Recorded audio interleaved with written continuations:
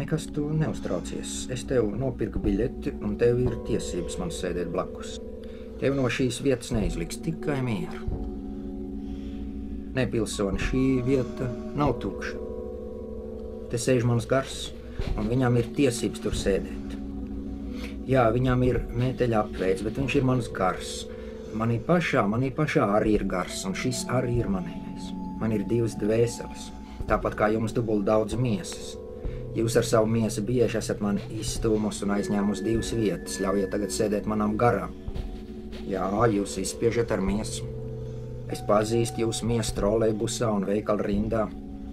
Es zinu, kā jūs protat cīnīties ar miesu par miesu.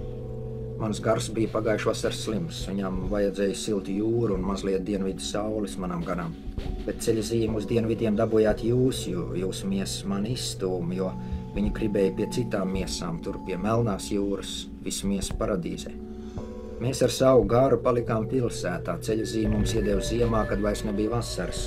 Bet vasaru manam garam toreiz ļoti vajadzēja, nevis gribējās, bet vajadzēja. Tikai mieru, neuztraucies, tev ir tiesības te sēdēt. Pilsoni ir nekaunīga un spēlē uz nerviem. Miesa vienmēr ir nekaunīga.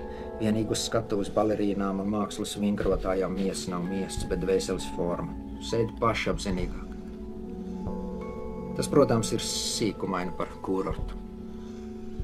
Bet jūs man izspiedāt arī no glēznas. Jūs tajā tikāt iekšā. Es paliku aiz rāmjiem, jums toreiz bija augsta pazīšanās kaut kādā rāmi pārvaldē. Jūs paziņām patika rāmi, viņu pēc vispār visa dzīve varētu būt tikai rāmji. Bet ierāmēt viņiem vislabāk patika redzēt miesu. Papliķējam, pataustām, nedomājam. Labāk traktēt govi nekā slaucēju. Un tā es paliku aiz rāmjiem. Jūs esat vieta ierādītāji, jā, lūdzu salīdziniet, biļešu un vietu numuru sakrīt. Jā, šī vieta ir aizņemta, tur sēž mans gars. Redziet, rakstniekiem un māksliniekiem piešķir papildu dzīvokļu platību. Kā jūs domājat, miesai vai garam? Palūdziet lūdzu, lai šī pilsona tur nesēžas, viņi to nospiedīs, viņi izspiedīs garu manam garam. Es, protams, varu paņemt savu garu atpakaļ sevī, tie ir ļoti ērti cilvēki, kas dzīvo ar savu garu sevī. Viņiem ir savs puķu dārziņš sevī, savu revolūciju sevī, savu bībeli sevī un savus karātavus. Man tas viss ir tagad ārpus sevis, blakus, tas tikai tā skati pēc ir mētelis. Būtībā tas ir mans puķu dārziņš, revolūcija, bībeli un karātavas. Kāpēc gan mans gars ārpus manis nevar izskatīties kā mētelis? Jēzus Kristus gars esot bijis ārpus viņa kā nīms ap galvu. Majakovskis nesājis pakārt zaļu gurķi kaklā un savu garu ārpus sevi ņēmis līdz kā mākoni biksēs.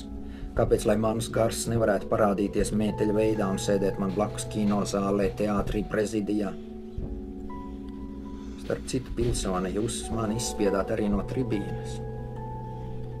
Toreiz, kad es no tās runāju, jūs iespraucāties katedrā, it kā manis tur nemaz nebūtu. Jūs bijāt ļoti miesiska. Jūs runājāt tikai par miesas produkciju, miesas perspektīvu, elpojāt ļoti miesiski, tā ka man pietrūka elpas un es apklusu. No tās reizes, kad es tagad ieraugu katedru, man tā liekas kā siļķu muce, kā gurķu muce, kā kāpostu baļļa. Jā, jūs apgurķojāt un apsiļķojāt tribīnu.